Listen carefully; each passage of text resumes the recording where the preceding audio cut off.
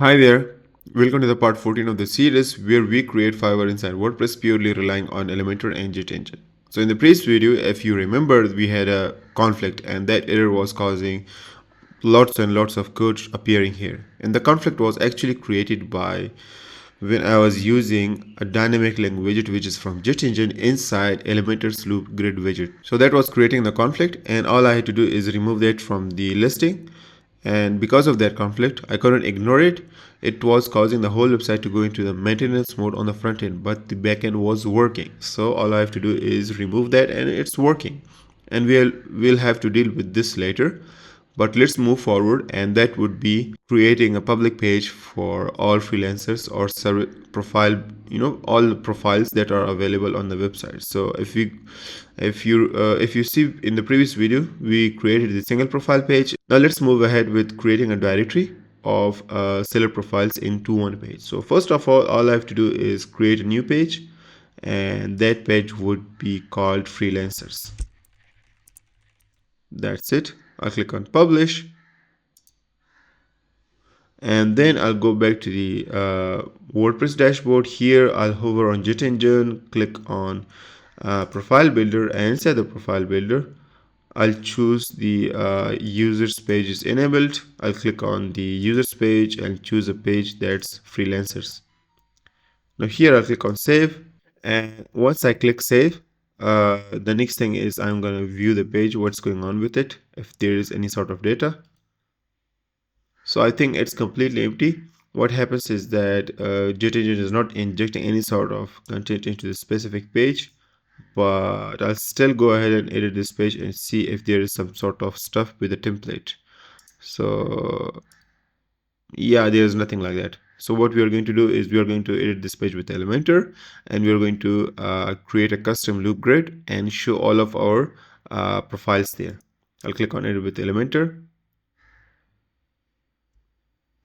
Now before editing this with Elementor, we just need to make sure that, let's say for example, if I add a loop grid widget from Elementor, is this widget allowing us to, instead of having see, it is only letting us use posts and we cannot create a grid for users. So for that, what we are going to do is see, it's only posts.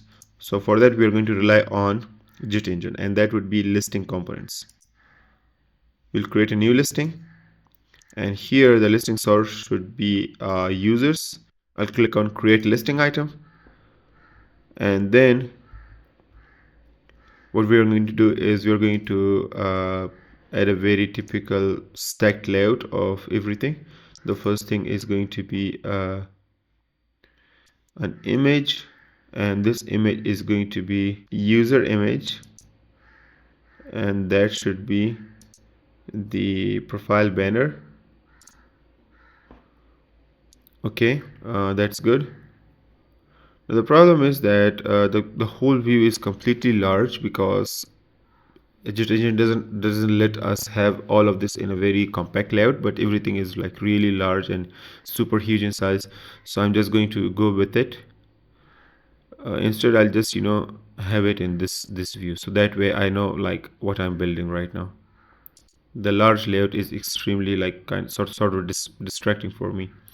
Now what I'm going to do is I'm going to add another widget from an image, and that would be that is going to be dynamic again, and it should be user image.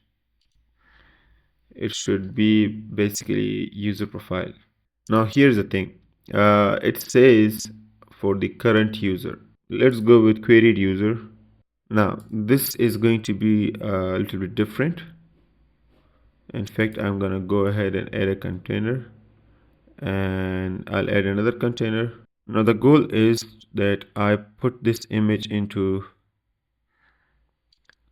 let's say 40%, but the problem is it's only showing on the, again I have to come, because if I'm making all of those changes, it's going to only affect the mobile view.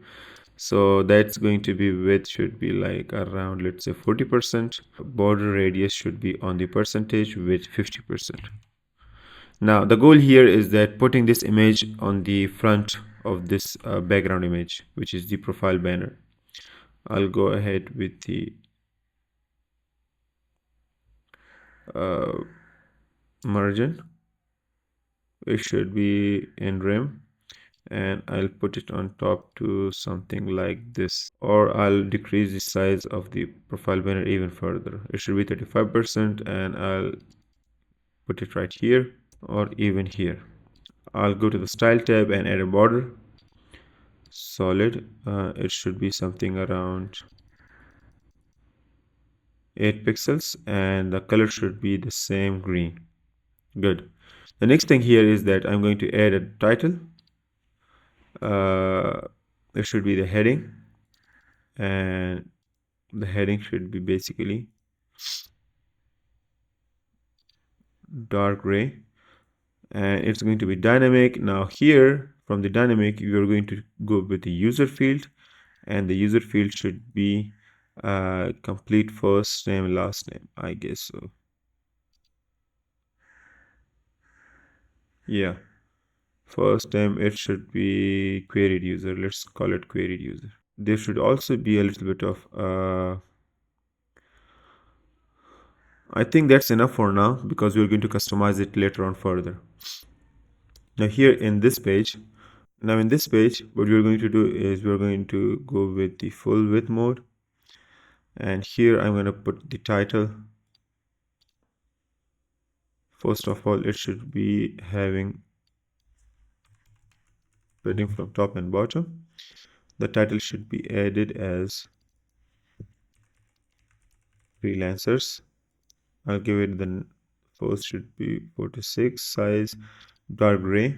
The next thing is going to be listing grid. This is from JetEngine. So here I'm going to choose the listing for user. So I think it was freelancers grid. Yes. Now here's the thing. I've done all of those changes and it was in the rim size. So I think I need to make some changes, and that would be, instead of putting everything in the rim, it should be in sort of, let's say, px.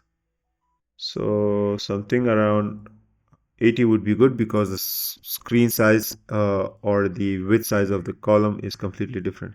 So if we click on publish, how many columns we need to have? We need to have 4 columns. Okay, that's good. And the problem is that why the freelancer is appearing on the right side? What's going on? Let me click on publish and I'll see on the front end what's happening. So my goal was to create this fancy look, but I think since that's not properly functional because of our constraints, let's first see from where this freelancer word is actually coming. This is really strange. I'll inspect the element.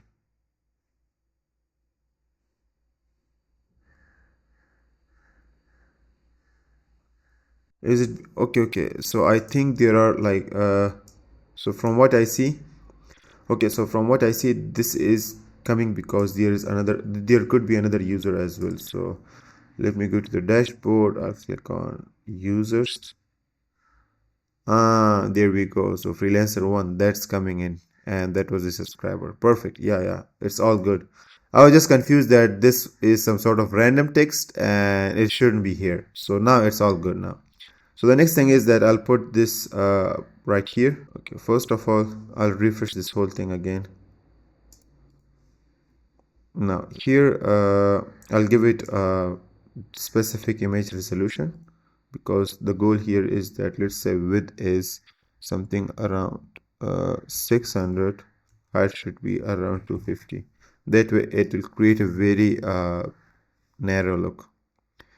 This one is good, but I have to still put it on top, and it should be something around 50. Click on publish, and then I can show you the changes.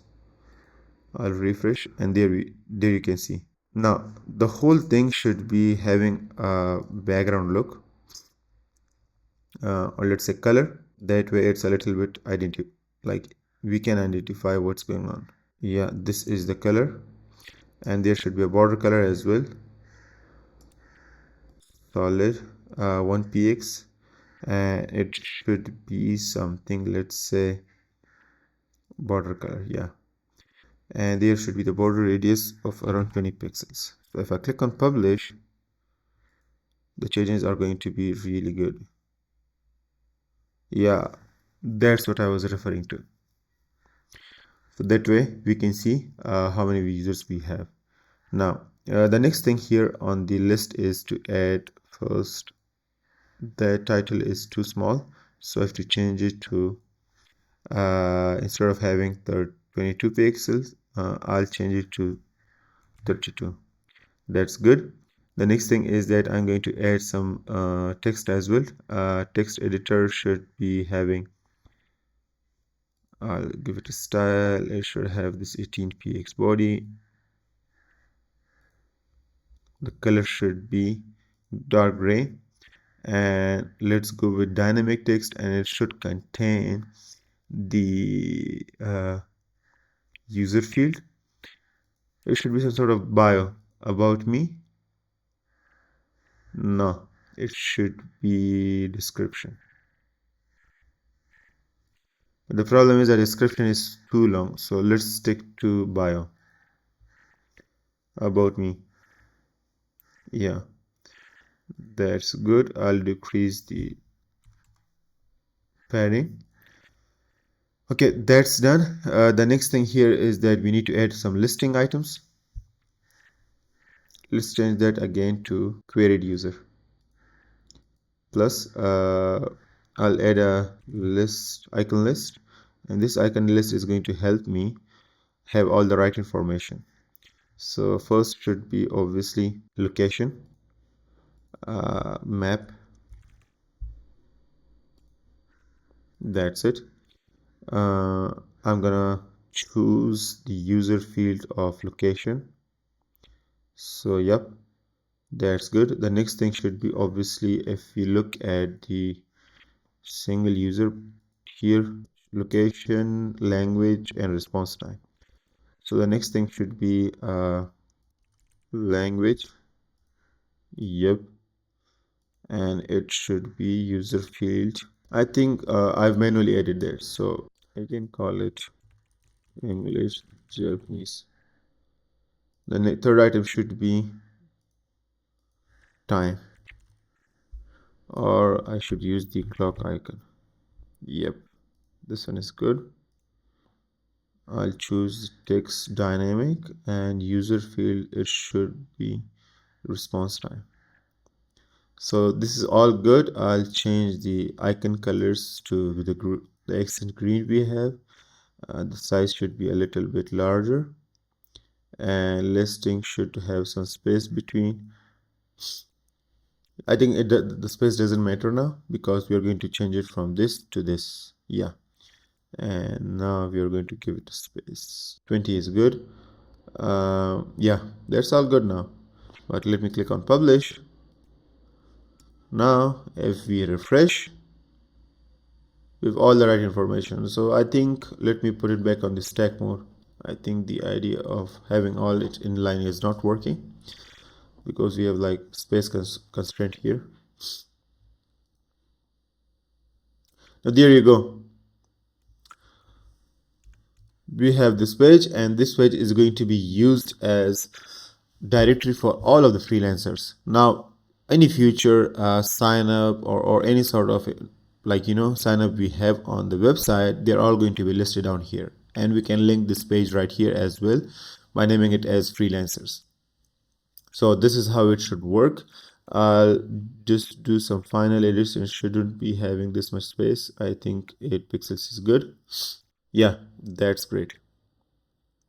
Now the next step is to go ahead and proceed with orders, how it should work, what sort of CPTs we need for orders, and how orders management should be actually configured. Up until that, I wish you have a great day ahead. Take care. Bye bye.